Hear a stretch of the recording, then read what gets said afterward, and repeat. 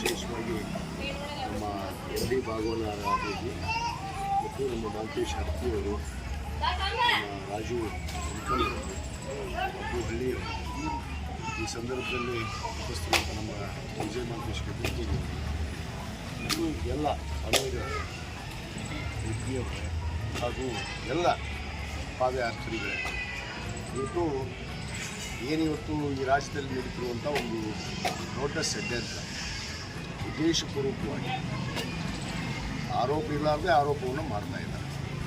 ಯಾವುದೇ ಉರುಳಿಲ್ಲ, ಏನೇ ಒಂದು ಭಾಳ ಸ್ಪಷ್ಟವಾಗಿ ಇವತ್ತು ಮಾನ್ಯ ಮುಖ್ಯಮಂತ್ರಿಗಳಂಥ ಸಿದ್ದರಾಮಯ್ಯವರು ನಾವು ಮೊನ್ನೆ ಮೈಸೂರಿನಲ್ಲಿ ಏನು ಒಂದು ಬೃಹತ್ ಪ್ರತಿಭಟನೆಯ ಒಂದು ಸಮಾವೇಶವನ್ನು ಇವತ್ತು ನಾವು ಹಮ್ಮಿಕೊಂಡು ಆ ಸಭೆಯಲ್ಲಿ ಅನೇಕ ಜನ ನಮ್ಮ ನಾಯಕರು ಎಲ್ಲರೂ ಕೂಡ ಭಾಳ ಸ್ಪಷ್ಟವಾದ ಉತ್ತರವನ್ನು ಕೊಟ್ಟಿದ್ದಾರೆ. ಇವತ್ತೇನು ಉದ್ದೇಶಪೂರ್ವಕವಾಗಿ ಷಡ್ಯಂತ್ರವನ್ನು ಮಾಡಿ ಏನಾದರೂ ಮಾಡಿ ನಮ್ಮೆಲ್ಲರ ನೆಚ್ಚಿನ ನಾಯಕರಂಥ ಸನ್ಮಾನ್ಯ ಸಿದ್ದರಾಮಯ್ಯನವರ ಹೆಸರಿಗೆ ಕಳಂಕ ತರಬೇಕು ಅನ್ನೋ ಉದ್ದೇಶದಿಂದ ಮತ್ತು ಈ ಸರ್ಕಾರವನ್ನು ಅಸ್ಥಿರ ಮಾಡುವಂಥ ಒಂದು ಕಾರ್ಯ ಇವತ್ತು ಭಾರತೀಯ ಜನತಾ ಪಕ್ಷದವರು ಇವತ್ತು ಮಾಡ್ತಾಯಿದ್ದಾರೆ. ಅದರಲ್ಲಿ ಸಂವಿಧಾನಾತ್ಮಕವಾದ ಒಂದು ಹುದ್ದೆ ನಮಗೆಲ್ಲ ಘನವತ್ತ ನಮ್ಮ ರಾಜ್ಯಪಾಲರು ಇವತ್ತು ಏನು ಮಾಡ್ತಾ ಇದ್ದಾರೆ, ಇವತ್ತು ಒಬ್ಬ ಘನವತ್ತ ರಾಜ್ಯಪಾಲರಾಗಿ ಇವತ್ತು ಒಬ್ಬ BJPಯ ಏಜೆಂಟರಾಗಿ ಇವತ್ತೇನು ಕೇಂದ್ರ ಸರ್ಕಾರದಲ್ಲಿ ಅಧಿಕಾರವನ್ನು ಮಾಡ್ತಿರುವಂಥ ನರೇಂದ್ರ ಮೋದಿಯವರ ಸರ್ಕಾರ ಮತ್ತು ಅಮಿತ್ ಶಾ ಅವರ ಸರ್ಕಾರ ಇವತ್ತು ಸಹಿಸೋಕ್ಕಾಗ್ತಾ ಇಲ್ಲ ಅವರಿಗೆ. ಸಿದ್ದರಾಮಯ್ಯನವರ ಬೆಳವಣಿಗೆ ಏನು 2ನೇ ಬಾರಿ ಮುಖ್ಯಮಂತ್ರಿ ಆಗಿಬಿಟ್ರು, ಇವತ್ತು 2ನೇ ಬಾರಿ ಮುಖ್ಯಮಂತ್ರಿ ಆಗಿಬಿಟ್ರು ಅನ್ನೋ ಒಂದು ಉದ್ದೇಶದಿಂದ ಇವತ್ತು ಈ ಷಡ್ಯಂತ್ರ ಇವತ್ತು ನಡೆದಿದೆ. ನಾನು ಈ ಸಂದರ್ಭದಲ್ಲಿ ಏನು ನಮ್ಮ ಇಳಕಲ್ ನಗರ ನಂತರ ನಮ್ಮ ಅಭಿಮಾನಿ ಬಳಗ ಇವತ್ತು ಪಾದಯಾತ್ರೆಯನ್ನು ಇಳಕಲ್ ನಂತರ ಈಗಾಗಲೇ ಕಾಟಾಪುರ ನಮ್ಮ ಶಿರಡಿ ಮಂದಿರಕ್ಕೆ ಈಗಾಗಲೇ ಬಂದಿದ್ದಾರೆ. ಮತ್ತು ಇದೇ ರೀತಿ ತಾಯಿ ಬನಶಂಕರಿ ಮಡ್ಲಲ್ಲಿ ಹೋಗಿ ಸಿದ್ದರಾಮಯ್ಯನವರಿಗೆ ಯಾವುದೇ ಇಂಚಷ್ಟು ಕಳಂಕ ಬರದೇ ಇರೋ ಹಾಗೆ, ಯಾಕಂದರೆ ಉದ್ದೇಶಪೂರ್ವಕವಾಗಿ ನಡೆದಂಥದ್ದು ಷಡ್ಯಂತ್ರ.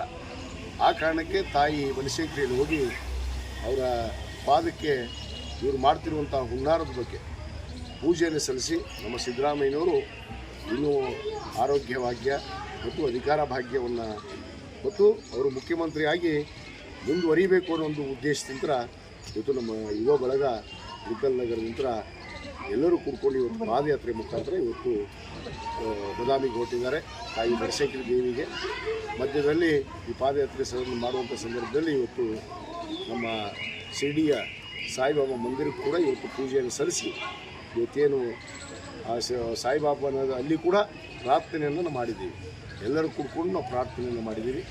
ಇವತ್ತು ಈ ಒಂದು ಕಳಂಕ ಏನು ಗೃಹ ಉದ್ದೇಶದಿಂದ ಏನು ಮಾಡ್ತಿರುವಂಥ ಭಾರತೀಯ ಜನತಾ ಪಕ್ಷಕ್ಕೆ ಆ ಭಗವಂತನೇ ಉತ್ತರ ಕೊಡಬೇಕು. ಯಾಕಂದರೆ ಉತ್ತರವನ್ನು ನಾವು ಕೊಟ್ಟಿದ್ದೀವಿ, ಅದರಲ್ಲಿ ಯಾವುದೇ ಒಂದಿಷ್ಟು ಕೂಡ ತಪ್ಪಿಲ್ಲ, ಭಾಳ ಸ್ಪಷ್ಟವಾಗಿರುವಂಥದ್ದು. ಯಾಕಂದರೆ ಯಾರೇ ಸಂತ್ರಸ್ತರಾಗಲಿ ಸಂತ್ರಸ್ತರಿಗೆ ಪರಿಹಾರವನ್ನು ಸರ್ಕಾರ ಕೊಡಲೇಬೇಕು. ಆ ಒಂದು ನಿಟ್ಟಿನಲ್ಲಿ ತಾಯಿ ನಮ್ಮ ಪಾರ್ವತಮ್ಮ ಸಿದ್ದರಾಮಯ್ಯ ಸಾಹೇಬ್ರವರ ಧರ್ಮ ಪತ್ನಿಯವರು ಇವತ್ತು ಅವರ ಜಮೀನನ್ನು ಕಳ್ಕೊಂಡಿದ್ದಾರೆ, 3.5 ಎಕರೆ ಜಮೀನನ್ನು ಕಳ್ಕೊಂಡಿದ್ದಾರೆ. ಅದರ ಒಂದು ಪ್ರತಿರೂಪವಾಗಿ ಇವತ್ತು ಸರ್ಕಾರ ಅವ್ರಿಗೆ ಮೂಡಾದಲ್ಲಿ ಒಂದು 13-14 ಸೈಟ್ಗಳನ್ನು ಕೊಡೋದ್ರ ಮುಖಾಂತರ, ಅದು ಪೂರ್ಣ ಆಗಿಲ್ಲ, 3.5 ಎಕರೆನೇ ಕೊಡಬೇಕಾಗಿತ್ತು. ಆದರೂ ಹೋಗಲಿ ಬಿಡು ಅಂಥೇಳಿ ಇವತ್ತು ಕೊಟ್ಟಷ್ಟು ಸಾಕು ಅಂಥೇಳಿ ಸಿದ್ದರಾಮಯ್ಯನವರೇ ಸನ್ಮಾನ್ಯ ಸಿದ್ದರಾಮಯ್ಯನವರು ಅದನ್ನು ಶ್ರೀಮತಿ ಪಾರ್ವತಿ ತಾಯಿಯವರಿಗೆ ಸೂಚನೆಯನ್ನು ಕೊಟ್ಟಿದ್ದನ್ನು ಪಡೆದಿದ್ದಾರೆ. ಅದು 2021-22ರಲ್ಲಿ ಹಿಂದಿನ BJP ಸರ್ಕಾರದಲ್ಲೇ ಏನು ಭಾರತೀಯ ಜನತಾ ಪಕ್ಷದ ಅಧಿಕಾರದ ಅವಧಿಯಲ್ಲೇ ಅದನ್ನು ಆಗಿದೆ. ಇವತ್ತೇನು ಮಾಡಿದಂಥದ್ದಲ್ಲ. ನಮ್ಮ ಸರ್ಕಾರ ಬಂದ ಮೇಲೆ, ಅಧಿಕಾರ ಬಂದ ಮೇಲೆ ಏನು ಹೇಳ್ತಾರ ಅದನ್ನು ಕೇಳುವಂಥ ಪರಿಸ್ಥಿತಿ ಇವತ್ತು ರಾಜ್ಯದಲ್ಲಿ ಬಂದಿದೆ.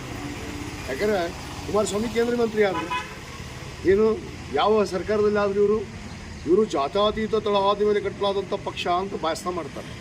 JDS ಜಾತ್ಯತೀತ ಪಕ್ಷ ಅಂತ. ಆದರೆ ಜಾತ್ಯತೀತ ತತ್ವ ಭಾರತೀಯ ಜನತಾ ಪಕ್ಷದಲ್ಲಿ ಇದೆಯಾ? ಕೋಮುವಾದಿ ಪಕ್ಷ, ಜಾತಿ ಒಂದು ರೈತ ಒಂದು ಪಕ್ಷ. ಇವತ್ತು ಭಾರತೀಯ ಜನತಾ ಪಕ್ಷ ಇವತ್ತು ಆದರೆ ವಿಲೀನ ಆಗಿ ಇವರು ಮತ್ತೆ ಕುಂತ್ಕೊಳ್ಳೋಕೆ ಹೋಗಿದರೆ ಇದು ಭಾಳ ದಿವಸ ನಡೆಯೋದು ಇಲ್ಲ. ಯಾಕಂದರೆ ಈಗಾಗಲೇ ದೇವೇಗೌಡರ ಕುಟುಂಬದ ಬಗ್ಗೆ ಇವತ್ತು ಕುಮಾರಸ್ವಾಮಿ ಅವ್ರ ಬಗ್ಗೆ ಈ ರಾಜ್ಯದಲ್ಲಿ ಏನು ಜನ ಮಾತಾಡ್ತಾ ಇದ್ದಾರೆ ಅನ್ನೋದು ಗೊತ್ತಾಗಿದೆ. ಈಗಾಗಲೇ ಕೇವಲ 19 ಒಂದು ಏನು ವಿಧಾನಸಭಾ ಸದಸ್ಯರಿಗೆ ಗೆದ್ದಿರುವಂಥ ಸಂದರ್ಭ ಕೂಡ ಇವತ್ತು ರಾಜ್ಯದಲ್ಲಿ ಜನರು ತೀರ್ಪು ಕೊಟ್ಟಿದ್ದಾರೆ. ಅದಕ್ಕೆ ಈ ಅನೈತಿಕ ಸಂಬಂಧ ಇದೆ. ಆದರೆ ಭಾರತೀಯ ಜನತಾ ಪಕ್ಷದವರೇ ಮಾತಾಡ್ತಾ ಇದ್ದಾರೆ. ಇವತ್ತು ನಮ್ಮ ಪಕ್ಷದ ಕೇಂದ್ರ ಸರ್ಕಾರದಲ್ಲಿ ಅಧಿಕಾರ ಇಟ್ಕೊಂಡು ಇವತ್ತು ಕುಮಾರಸ್ವಾಮಿ ಹೇಳ್ದಂಗೆ ಇವತ್ತು ಸರ್ಕಾರ ನಡೀತಾ ಇದೆ, ಇವತ್ತು ರಾಜ್ಯದಲ್ಲಿ ಅವರ ಆಡಳಿತ ನಡೀತಾ ಇದೆ ಅಂಥೇಳಿ ಇವತ್ತು ಆರೋಪ ಮಾಡ್ತಾ ಇದ್ದಾರೆ. ಅದಕ್ಕೆ ಇದು ಭಾಳ ದಿವಸ ನಡೆಯೋದಿಲ್ಲ. ಯಾಕಂದ್ರೆ ಕುಮಾರಸ್ವಾಮಿನೇ ಒಬ್ಬ ಆರೋಪಿ ಇದರಲ್ಲಿ. ಯಾಕೆ ಅವರು ಕೂಡ ಅಲ್ಲಿ 3000 ಏನು ಸ್ಕ್ವೇರ್ ಫೀಟು ಭೂಮಿಯನ್ನು ತೊಗೊಂಡ್ರ. ಅದು ನಾನು ಮೈಸೂರ ವಾಸಿ ಅಂಥೇಳಿ ಕಾಗದ ದಾಖಲೆ ಕೊಟ್ಟು ಇವೆಲ್ಲ ತನಿಖೆ ಆಗಲಿ. ಬರ್ರಿ 250 ಹಗರಣಗಳದಾವಲ್ಲ, ಎಲ್ಲರೂ ತನಿಖೆ ಆಗಲಿ. ಕುಮಾರಸ್ವಾಮಿ ಇದ್ದಾಗ ಏನಾಯಿತು, ಯಡಿಯೂರಪ್ಪನವ್ರು ಇದ್ದಾಗ ಏನಾಯಿತು, ಬಸವರಾಜ ಬೊಮ್ಮಾಯಿ ಅವರಿದ್ದಾಗ ಏನಾಯಿತು, ನಾವು ಸಿದ್ಧದೀವಿ ತನಿಖೆಗೆ. ನಾವೇನು ಹಿಂಜರಿತಾ ಇಲ್ಲ, ತನಿಖೆಗೆ ಎಲ್ಲ ಹಂತಕ್ಕೂ ನಾವು ಸಿದ್ಧದೀವಿ. ನಮ್ಮ ಮುಖ್ಯಮಂತ್ರಿ ಅದು ಅಂತ ಮಾತೇ ಇಲ್ಲ. ಅವ್ರು ಏನು ಕೂಡ ಹೇಳಿದ್ನಲ್ಲ, ಅವರು ಕಿರುಬಳ ಧೂಳಿನ ಕೂಡ ಅವ್ರು ಏನು ಮುಟ್ಟಕ್ಕಾಗಲ್ಲ ಅನ್ನೋ ಮಾತನ್ನು ಭಾಳ ಸ್ಪಷ್ಟವಾಗಿ ಹೇಳಿದ್ವಾದ ಹೋರಾಟವನ್ನು ನಾವು ರಾಜ್ಯಾದ್ಯಂತ ಕೈಗೊಳ್ತೀವಿ ಮತ್ತು ಕಾನೂನಿನ ಹೋರಾಟ ಕೂಡ ನಾವು ಮಾಡಬೇಕಾಗತ್ತೆ ಅನಿವಾರ್ಯವಾಗಿ. ರಾಜ್ಯಾದ್ಯಂತ ಇವತ್ತು ಸಿದ್ದರಾಮಯ್ಯನವರು ಅಂದರೆ ಸ್ವಚ್ಛ ಆಡಳಿತವನ್ನು 5 ವರ್ಷ ದೇವರಾಜ ಸರ್ ನಂತರ ಇವತ್ತು ಈ ರಾಜ್ಯದಲ್ಲಿ ಯಾರಾದರೂ ಒಬ್ಬ ಮುಖ್ಯಮಂತ್ರಿ 5 ವರ್ಷ ಕಾಲ ಸ್ವಚ್ಛವಾದ ಆಡಳಿತ, ಒಂದು ಕಪ್ಪು ಚುಕ್ಕೆ ಇಲ್ಲಾರ್ದ ಆಡಳಿತವನ್ನು ಕೊಟ್ಟಂಥ ನಾಯಕ ಇದ್ದರೆ ಅದು ಸನ್ಮಾನ್ಯ ಸಿದ್ದರಾಮಯ್ಯನವರೊಬ್ಬರೇ. ಇದೇ ಯಡಿಯೂರಪ್ಪ 14 ದಿವಸ ಜೈಲಿಗೆ ಹೋಗಿ ಬರಲಿಲ್ಲ. ಇವ್ರ ಮೇಲೆ ಎಷ್ಟು ಆರೋಪಗಳು, ಎಷ್ಟು ಮಂತ್ರಿಗಳು ಜೈಲಿಗೆ ಹೋಗಿ ಬಂದರು. ಜನಾರ್ದನ್ ರೆಡ್ಡಿ ಜೈಲಿಗೆ ಹೋದ, ಇದೇ ಶ್ರೀರಾಮುಲು ಜೈಲಿಗೆ ಹೋದ. ಅನೇಕ ಮಂತ್ರಿಗಳು ಅವರು ಸಚಿವ ಸಂಪುಟದಲ್ಲಿ. ಈಶ್ವರಪ್ಪನವ್ರದ್ದು ಏನಾಯಿತು, ಎಷ್ಟು ಕೊಡಲಿ ನಾವು ಉದಾಹರಣೆ. ಇವರು ಭ್ರಷ್ಟ ಆಡಳಿತರು, ಈ ದೇಶವನ್ನು ಲೂಟಿ ಮಾಡೋಂಥವ್ರು. ನರೇಂದ್ರ ಮೋದಿ ಆಗಿ ಕೇಂದ್ರ ಸರ್ಕಾರದಲ್ಲಿ ಜನರ ಪರವಾಗಿ ಯಾವುದಾದ್ರು ಆಡಳಿತ ಕೊಟ್ರ? ಈ ಸರಿ ಲೋಕಸಭಾ ಚುನಾವಣೆಯಲ್ಲಿ ಏನಾಯಿತು ಫಲಿತಾಂಶ? 400 ಪಾರ್ ಅಂದ್ರೆ ಇವರೇ ಗಡಿಪಾರ ಆಗ್ಬಿಟ್ರು. ಅದಕ್ಕೆ ಗಡಿಪಾರ ಆಗೋದು ಶೀಘ್ರದಲ್ಲೇ ನರೇಂದ್ರ ಮೋದಿಯವರು ಗಡಿಪಾರ ಆಗೇ ಆಗ್ತಾರೆ ಈ ದೇಶದಿಂದ. ಅದೇನು ಎರಡನೇ ಮಾತಿಲ್ಲ. ಅವ್ರು ಏನು ಕಿತ್ಕೊಳ್ಳೋಕ್ಕಾಗಲ್ಲ ಅನ್ನೋ ಮಾತನ್ನು ಇವತ್ತು ಅಭಿಮಾನ ಯಾಕೆ ಪಡ್ತಾರೆ. ನಮ್ಮ ಸಿದ್ದರಾಮಯ್ಯವ್ರಿಗೆ ರಾಜ್ಯಾದ್ಯಂತ ಎಷ್ಟು ಅಭಿಮಾನಿಗಳಿದ್ದಾರೆ. ಪ್ರತಿಯೊಂದು ಗ್ರಾಮದಲ್ಲಿ, ಪ್ರತಿಯೊಂದು ಊರಲ್ಲಿ, ಪ್ರತಿಯೊಂದು ಓಣಿಯಲ್ಲಿ ಇವತ್ತು ನಮ್ಮ ನಾಯಕರಂಥ ಸಿದ್ದರಾಮಯ್ಯವರ ಅಭಿಮಾನಿಗಳಿದ್ದಾರೆ. ಇದು ಅವರಿಗೆ ಯಾರಾದರೂ ಮಾತಾಡ್ಸೋಕ್ಕೆ ಸಾಧ್ಯನಾ, ಮುಟ್ಟಕ್ಕೆ ಸಾಧ್ಯನಾ? ಈ ಸುಳ್ಳು ಆರೋಪಗಳಿಂದ. ಅದೇ ರೀತಿ ಇವತ್ತು ಅಭಿಮಾನಿ ಅನ್ನೋದು ದೇವರಿದ್ದಂಗೆ. ಅವರು ಯಾವತ್ತೂ ನಮ್ಮ ಕುಟುಂಬದ ಜೊತೆಗೆ, ನಮ್ಮ ತಂದೆಯವರ ಕಾಲದಿಂದ ನಮ್ಮ ತಾಯಿಯವರು ಆದಮೇಲೆ ನಾನು ಕೂಡ 2ನೇ ಬಾರಿ ಶಾಸಕರಾಗಿ ಆ ಕ್ಷೇತ್ರದಲ್ಲಿ ಇವತ್ತು ನಿರಂತರವಾಗಿ ಸೇವೆ ಇದೆ, ಜನರ ಸೇವೆ ಇದೆ. ಇವತ್ತು ಆ ಸೇವೆಯನ್ನು ಮೆಚ್ಚಿ ಇವತ್ತು ಅಭಿಮಾನಿಗಳು ಇದ್ದಾರೆ. ಅವರು ನನ್ನ ದೇವರು ಅಂತೇಳಿ ನಾನು ಭಾವಿಸ್ತೀನಿ. ಯಾಕಂದರೆ ಅಭಿಮಾನಿಗಳನ್ನೋದು ಒಂದು ದೊಡ್ಡ ಶಕ್ತಿ. ಅಭಿಮಾನಿಗಳ ಸಂಖ್ಯೆ ಇದ್ದಾಗ ಯಾರೂ ಕೂಡ ನಿಮಗೆ ಏನು ಮಾಡೋಕ್ಕಾಗೋದಿಲ್ಲ. ಅಂಥ ಅಭಿಮಾನ ಬಳಗವನ್ನು ಇವತ್ತು ನಮ್ಮ ನಾಯಕರು ಸಿದ್ದರಾಮಯ್ಯರು ಹೊಂದಿದ್ದಾರೆ. ಅದಕ್ಕೆ ನನ್ನ ಕ್ಷೇತ್ರದಲ್ಲಿ ನನ್ನ ಜನ ಪಾಪ ಎಲ್ಲರೂ ಕೂಡ ಒಂದು ಪ್ರೀತಿ, ವಿಶ್ವಾಸ, ಅಭಿಮಾನದಿಂದ ನನ್ನ ಜೊತೆಗೆ ಯಾವತ್ತೂ ಇರ್ತಾರೆ, ಮುಂದೂ ಕೂಡ ಇರ್ತಾರೆ. ಕೇಂದ್ರ ಸರ್ಕಾರ ಅಲ್ಲಾರ್ದು ಇನ್ನೇನು ರೀ, ಒಬ್ಬ ರಾಜ್ಯಪಾಲರು ಹಸ್ತಕ್ಷೇಪ ಮಾಡ್ತಾರೆ. ಒಂದು ಸಾರಿ ಯಾರೋ ಬ್ಲ್ಯಾಕ್ ಮೇಲರ್ ಕಡೆ ಒಂದು ದೂರನ್ನು ತಗೊಂಡು ಮಾಡಿದರು. ಅವನು ಯಾರು? ಅವನು ಬ್ಲ್ಯಾಕ್ ಮೇಲ್ ಸಿಗೋದಿಲ್ಲ. ಈಗ ಮಾಡ್ತಾ ಇರೋದು ಅವನು ಬ್ಲ್ಯಾಕ್ ಮೇಲೇ ಇದು. ನಥಿಂಗ್ ಬಟ್ ಇಟ್ ಈಸ್ ಷಡ್ಯಂತ್ರ. ಅದಕ್ಕೆ ಷಡ್ಯಂತ್ರಕ್ಕೆ ಬಗ್ಗೋದಿಲ್ಲ, ನಾವು ಜಗ್ಗೋದಿಲ್ಲ.